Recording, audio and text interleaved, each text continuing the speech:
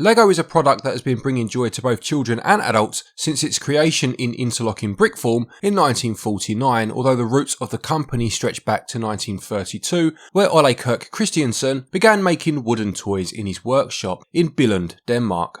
Video game adaptations have been in circulation since the mid-90s, and various licensed games throughout the 2000s have boosted the popularity substantially. LEGO Bricktales, developed by Clockstone and published by Thunderful Games, is a puzzle adventure game which focuses more on the actual brick-for-brick building that makes the product so well loved. But does it stay true to the LEGO name and play well? Well, I'm Glen Bolger, thank you to the publishing team for the review code, and now let's find out.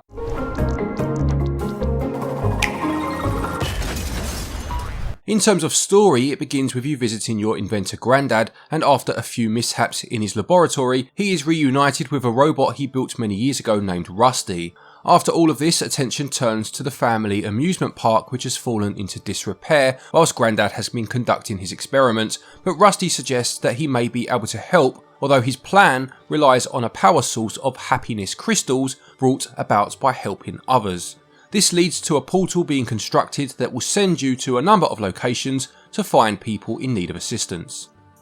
So in terms of gameplay, once a new area is opened up, basically a LEGO built diorama, you will need to navigate it and find people to help. Navigating the world won't necessarily be as simple as it sounds though, as there will be certain points where the path is blocked or the next area is inaccessible in some way and something will need to be built in order to reach it. For example, in the first area, the jungle, right off the bat a set of stairs must be erected, and shortly after this a canopy walk is required to cross a large gap in the floor. These building spots are shown via a glowing hammer near the hazard, and sometimes there will also be a glowing question mark, which basically means that there is a tutorial you can partake in to learn a new technique which will help you with the building phase. What I mean by building phase is that when you click on the build icon, you will be taken to a new screen, presented with a predetermined set of LEGO bricks and told what must be built. You have a small robot assistant, and pressing X will set him off on a path to attempt to cross the hazard by using your structure. If he succeeds, your structure passes and you are taken back to the world. If not, you must rethink your strategy and correct any flaws in your build. Other times when the robot isn't needed, your structure will be tested in a more appropriate way to see if it is suitable, and again, if not, it's back to the drawing board. I really did like the freedom that you are afforded when having to build each object. Yes, there is clearly a way the game has envisioned that you will do it, and you are given the particular bricks to achieve this, but ultimately as long as the structure is fit for purpose, when tested, then it qualifies. Some have very few outcomes and will generally look as the game intended, but in other cases you are more free while still working within a set number of parameters. This is definitely the highlight of the game, and the builds become more elaborate as you go on. At times I found myself continuing with a build even after it had been green lit, as I had noticed areas where I could make slight improvements. It must also be mentioned that shortly into the game you unlock the ability to enter a sandbox mode as soon as your build has passed the quality check. This gives you more bricks to use on these builds, allowing you to change these from something that's passable to something that may look much more like your original vision. This adds a good amount of replayability to the game. As mentioned earlier, the whole point of these builds is to allow you to make progress, either literally in that completion sees you navigating further into the world, or through helping a character with their problem, be it another build or something more puzzle based, and then gaining a reward for this. For example, it could be you are then given an item that allows you to pass an otherwise insurmountable situation, or it could be that they open previously locked doors within the area.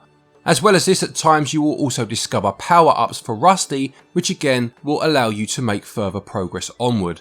These newfound abilities will also make finding the treasure chests scattered about the world easier, and in here you may well find the world's currency, which can be spent in a shop found somewhere within each world. Here you can purchase new clothing for your character to go along with a fair number already available in the wardrobe setting that allows you to redesign your minifigure, but you can also buy new brick packs to add to those available in sandbox mode. This is when ardent builders can really let their imaginations run wild, revisiting their previous builds and refining them more to their liking.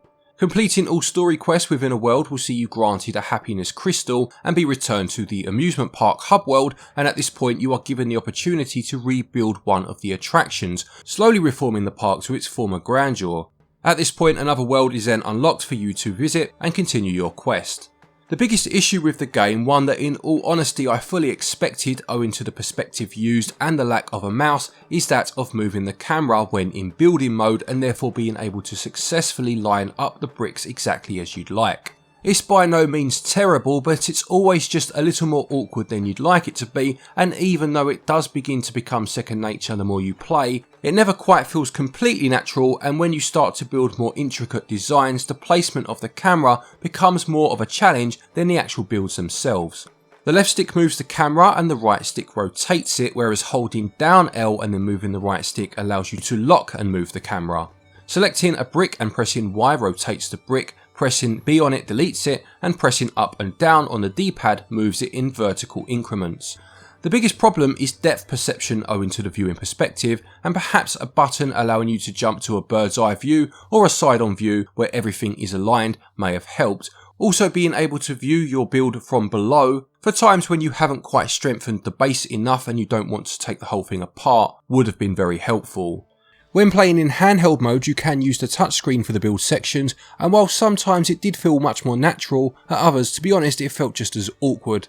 Controls within the world themselves when moving your character are fine. Again, you do occasionally get stuck on a bit of scenery, for example, but it's not as big a deal in these sections of the game. LEGO Bricktales is a really nice mix of exploration and puzzle solving within the worlds themselves, and a very good digital representation of the actual brick for brick mechanics of LEGO building. The physics, whilst impressive, are sometimes slightly off, but on the whole it's a very good effort, and gameplay gets 18 out of 20. Controls do their best, but the perspective makes it difficult to lay bricks accurately at times, and a few more options in terms of perspective shifts would have really helped.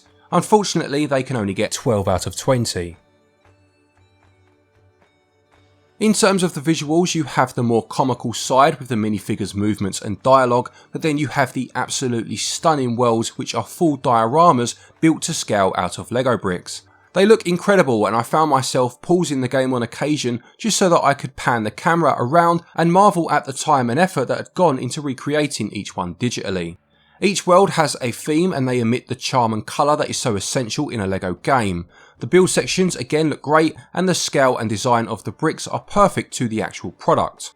In terms of performance, there does seem to be a frame pacing issue when your character is moving around the world. Now, if you watch any animated version of LEGO movies or any of the Traveller's Tales games for example, they all have that deliberately stilted, almost stop motion feel to them, so this may well play a part here, but it never quite feels right and it's just a little bit off. I also experienced a bit of lag at times with a couple of areas particularly affected by this, but it was nothing that ruined my enjoyment as a whole. It just brings the perceived level of polish down a tad, which is a shame.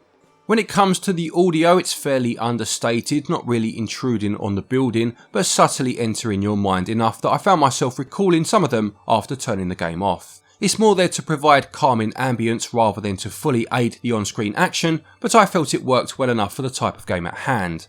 There is no voice acting, which may disappoint some people who are more used to the franchise-based LEGO games of Traveller's Tales, but I quite like this choice as it reminded me of the older LEGO games for PC and consoles before the aforementioned franchise existed. Visuals look great, with the dioramic worlds in particular a real pleasure to see and then explore, although some minor performance issues do sully things a little. They get 17 out of 20. Audio never tries to be the star of the show, but it does support the playing experience nonetheless, and it gets 16 out of 20. LEGO Bricktales cost £24.99 and regional equivalents are on your screen now. It will take most people around 6 or 7 hours to finish the story mode, which consists of 5 worlds, but that doesn't take into account 100% in each world, which means finding all of the collectibles, chests, and buying all of the items from each respective shop. Then there is the sandbox mode for each build, which, whilst possibly not adding as much value as a fully fledged sandbox mode would have done, will add a fair few hours on for the more enthusiastic builders who want to see how extravagant they can get with each challenge. On balance, value gets 13 out of 20. To conclude, LEGO Bricktales is a fun and interesting game which manages to mix the exploration of some large and well created levels with the construction sections that mimic the feeling of LEGO building very well in terms of physics and scale. However, the game hasn't quite landed its controls when having to rotate your model, and it doesn't quite give you enough options to ever truly master this issue. It's understandable given the perspective the game goes for, and I would love to see a sequel really refine this area whilst also expanding on the number of building options available too. If you are a big fan of LEGO and are willing to persevere with the controls, then this is a very enjoyable game. Let's just hope they build on the idea for a potential sequel.